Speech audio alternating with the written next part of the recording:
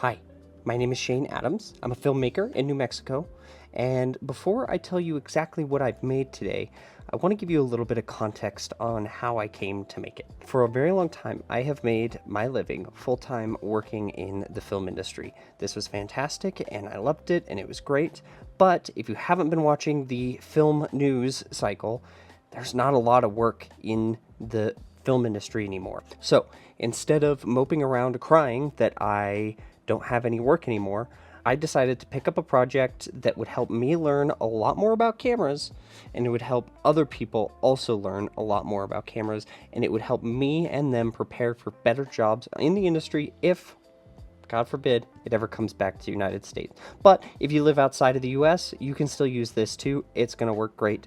There's just some trade issues. So let me explain these. These are interfaces for what I like to call the Focus Simulator. You can actually download it on Steam right now. A lot of people don't realize this, but on a large film set, there's actually no autofocus on the camera itself. Usually, there is a person that actually manually focuses the camera as they shoot the scene. Nowadays, that's used with a wireless follow focus or a FIZ system, F-I-Z, but it used to be done just by turning the lens or with a gear on the lens itself. Here's the deal. No matter how you pull focus, it's actually really hard to do. And there's a few different ways that you can actually improve pulling focus. One of the ways in which you can get better at pulling focus is you go outside and you look at two objects and you try and guess how far apart they are. You measure the distance, and then that way you get better at estimating distances over time. And then that way you can follow the markings on your lens to pull focus via how far you think someone is. And if you're really good at estimating distances, you don't even need a monitor. You don't even need to see the shot. I don't recommend you do that, but it's something to do, and it's something to try. You can always measure from the focal plane of your camera to the subject when you're on set. That'll also help you a ton if you're brand new, especially. Another way that I like to do it is by going around my room and setting my camera up and just focusing on things around my room, and that helps me with the muscle memory. The problem with both of these strategies is it doesn't really help you with moving things. So things like when an actor doesn't hit their mark, or when the camera is moving around to get some B-roll and you have a really shoddy operator that's not particularly reliable, it can be really hard to be prepared for those kinds of things. So what I've done is I've actually made a software inside Unreal Engine that will simulate a camera for you. You don't get to operate the camera. Unfortunately, there's no way to control where the camera goes or what happens in the scene. You are just a focus puller, and that's how it is in the real world too. In the real world, if you're pulling focus, you have no say in anything else that happens. You have no control. So what you do is you connect one of these two things to the computer, and inside Unreal Engine, you'll be able to pull focus and practice pulling focus for as long as you'd like. And you'll be able to follow moving targets, practice different scenes, different focal lengths, different f-stops, different whatever. There's a ton of different features. I've spent ages making the game, and I'm going to keep working on the game. It's only out on Windows because Mac is awful to develop for. One day, hopefully, maybe I'll finally get it out on Mac. I do have a Mac, and I've been trying, but Mac does not, they do not make it easy, I'll tell you what. Let me explain how the interfaces work. So, there are two interfaces. There is a dummy camera, and there is a hand unit. Once you have these plugged in and working, they work exactly the same through the simulator. It's just that this one, right here, you just turn the knob yourself, whereas this one, you're actually meant to build stuff onto it. Let me explain how these work by taking them apart. Let's start with this guy.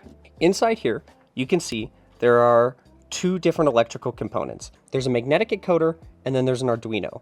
What the magnetic encoder does is it'll take a magnet with a north and south pole, and it will measure where the north and south pole are in their rotation to tell you exactly where something is rotated. So that's how it's going to measure your rotation. I used to use potentiometers, but unfortunately potentiometers only go to 300 degrees, and for most hand units and lenses, you kind of need to go past that, especially for hand units. As well, potentiometers have what's called a tolerance. So basically, there's 5 degrees in either direction that the potentiometer can be turning, or it'll give the wrong or similar output, but not quite. So it's really hard to map out your lenses on your hand unit when the potentiometer doesn't land the exact same value at the exact same rotation every single time. This magnetic encoder will do that. So it's hard to tell because I've put the wires underneath. It's just soldered together with 3 different wires, and then there is a wire shorted on here to make it read just like you would a potentiometer. That's the electronics, and this is in both interfaces. This is the universal truth, is the Arduino and the magnetic encoder with a magnet. But how do we get the magnet, and how do we get it to feel nice? That's what this is all about. This is the top of the hand unit, and this has a few different important parts. So first of all, we have this bronze tube right here. This bronze tube is actually an air nozzle, which is super kind of neat to me. And it just makes things smooth, because when you take this guy, this is our brakes system. So you have a little bit of Velcro on the inside, and then you have a screw right here, and then you just tighten or loosen it how you'd like, and that will adjust the tension in the hand unit, in the knob. Okay, and then we have little prongs on the top here that will hold this guy into place. If we take this off, we have a little bearing right here. This is so that the only thing that's causing any sort of resistance is the copper tube and the brakes. This makes sure everything stays pretty smooth instead of all the bumps and things that can come with a 3D print. And then additionally, because the air nozzle is a tube, because usually you push air out of it, it has room perfectly right here for the magnet. So this is the magnet that's going to go right up against this tiny little black chip in the middle of the magnetic encoder and measure your rotation. So you just pop all that together and you got yourself a hand unit. Then you can plug this in and you can play just like usual. We have a whole little hole in the front. That's where you're going to adjust your tension or your resistance or the brakes. And then we have this guy. So there are actually 2 versions of this. There's one version that's already free for you to build yourself. I have the 3D files that I used to sell, but I'm actually going to release them for free now on my Patreon, which the link is in the description. The old version uses a potentiometer. So if you're okay with dealing with all of the problems that a potentiometer comes with, you can go do that project. There will be a link for the project guide and the download for all of the files down in the description. I just be aware that while you can make that project 100% for free, that doesn't necessarily mean it's going to be super good. It also means that it's only free from giving me money. Sorry, like you're going to have to buy your own kit and 3D printer and hardware and stuff. I'm going to take this guy apart real quick, or I'm just going to take the back off real fast. Okay, so I've taken the back off this guy, and if you look inside, you'll notice it's almost exactly the same 2 pieces. It's this little magnetic encoder, and it's got the Arduino that comes out here. The only difference is of course the Arduino is facing down inside the box instead, because it's drawing from the magnet that's inside here. Here is how the actual box and knob work for this guy. We have 2 pieces here. We have a little plus shaped guy right here with a hole in the middle that goes right in here. And then you can screw in a hole just like that, and it pops in right there, and then we've got the magnet in the back. The reason why that one is so much simpler is because it doesn't matter how it feels. It just needs to be good enough to judge the rotation, because you're going to have a motor spinning that, not your hand, and so it doesn't matter. So those are the 2 kinds of interface. I'm going to explain to you why this one's so different and why it's so big and blocky compared to this one though, because this one you're not going to need any of your own gear. This one you're going to need your own gear, so you should not buy this one unless you already have a hand unit or a fizz unit, focus, IR, zoom unit. I'm going to show you a few different ways on how you can rig this up to put your own motor on it. So give you just a second. This is obviously a little more complex than you probably need to make it, because I've put a few different rails on there. So I've got one rail at the top, with the motor on it, or you can do the two at the bottom with the little camera plates or whatever plates you have. If you have stuff to rig a motor like this onto a camera, I guarantee you have stuff to rig it onto this guy. It's the same stuff. You just gotta it's the same stuff. It's the same stuff. You can figure it out, I promise. Once you got it all rigged up, you can take your handy dandy hand unit like I've got flashing red here, which is kind of bad. I don't know why that's doing that. And then you can calibrate it. Then when you plug it into the computer, you can just take your, what's a good place to hold this? You just take your hand unit and pull focus just like you would any other camera. That's how you rig it up, and there you go. So that's the interfaces for the software. The software is pretty easy to plug in. You're just going to plug in your interface, and then there's going to be actually two programs that you're going to launch. You're going to want to launch the interface software, and what that's going to do is it's going to scan your computer for the interface. Give this, I swear to God, like 5 minutes. I had no idea how to code when I started. I still don't really know how to code, so it's not the best written code. So it's going to take a minute to scan for your interface. Once it does, it's going to give you a serial number. Once it gives you a serial number, it's all set.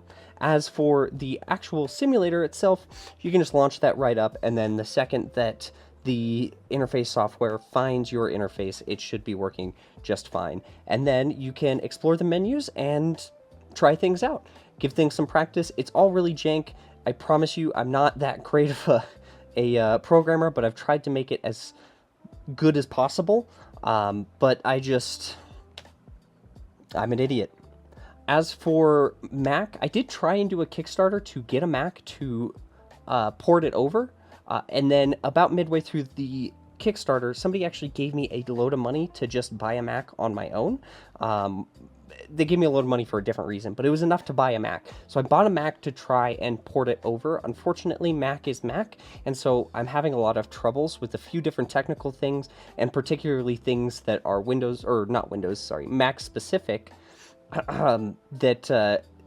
that are really big roadblocks, especially the fact that I now have to pay $100 a year just to develop, which is money that I don't have right now.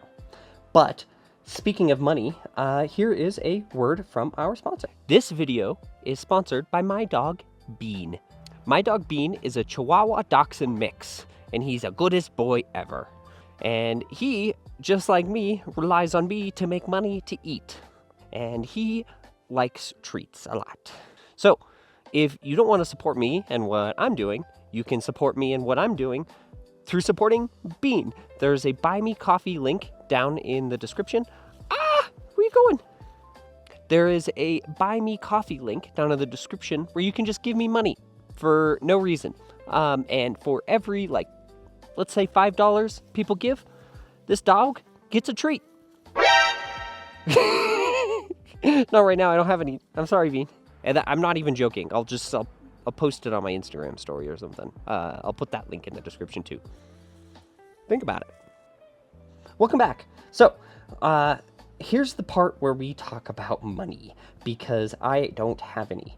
So, like I said in the beginning of the video, the whole film industry is collapsing, and what that means is that I don't really have a job. I've been picking up day jobs and other things to try and get by, but I don't make a lot of money anymore, and that means that I'm struggling a lot, and I've kind of hit the end of the rope as far as developing this software goes. I cannot afford to pay the Mac developer's fee, and I cannot afford to really do much else besides that. So I do happen to have a lot of Arduinos and a lot of encoders and things, and a lot of filament from when I bought it to start prototyping. And so I'm going to make a few of these interfaces to try and sell them to you before I make them public for you to build your own. So if you want to build your own with the potentiometer, you can build your own one of these dummy cameras. However, if you would like to build one that is just a hand unit, I'm not ready to give out that info just yet. And if you would like one of these with a magnetic encoder, I'm not particularly ready to hand out that STL either. There will be a time when I do make them available to you, but it's going to be in a very long time. Here's the thing, is the software on Windows right now, though, is already free. It is on Steam. You can download it this second, and you can go play it with your mouse wheel. This guy right here. And you can go download the all the files and the project files for the potentiometer version, and you can go do that as well, if you would like. So there are options to do it for cheaper. Unfortunately, these current interfaces are going to be really expensive for what they are, and I'm super sorry about that, but there's a few different reasons why I have to do that. One of which is it takes me almost a day per one of these to 3D print everything and to solder everything together and to make sure it all works. And the second thing is that right now, sorry to say it, but politics! There's a trade war, and there's a real war too. Both of these things are hurting the prices of the materials that I'm using to build these, and it's really hard to predict how much things are going to go up or go down as they're built. So I'm going to try and sell as many as the materials I have right now at a set price, but when you go to check out how much they're going to cost, if it's really expensive, please don't be mad at me. Please be mad at the people in charge of how much everything is costing right now, and the economy and all that stuff.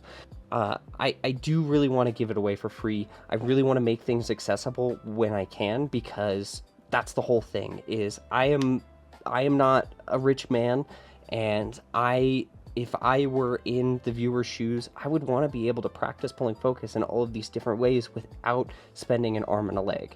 My camera just died, but it's back, so I'm going to try and finish this up as quickly as possible. But what I was saying was, I've been in that position before where it's really hard to gain experience when you don't have experience, because to get on set to gain that experience, people only want someone who already has some experience to jump on set with them. It's really hard and super paradoxical to gain experience without it, and this focus simulator hopefully will make you a lot more confident, so that once you have the opportunity to prove yourself, you're going to go on there and you're going to get your first chance on set, and you're going to be able to pull focus just that little bit much better. I really need to stress, though, that this is not a replacement for real-world experience.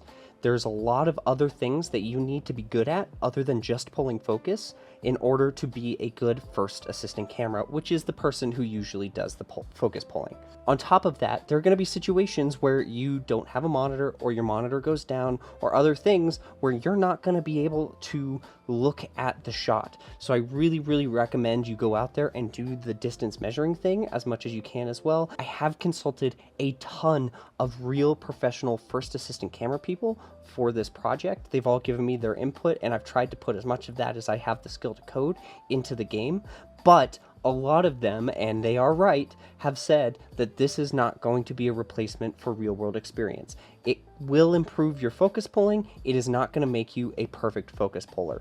That is reserved for going on set and pulling focus for yourself. With that being said, go download the game on Steam right now and give it a shot and learn for yourself.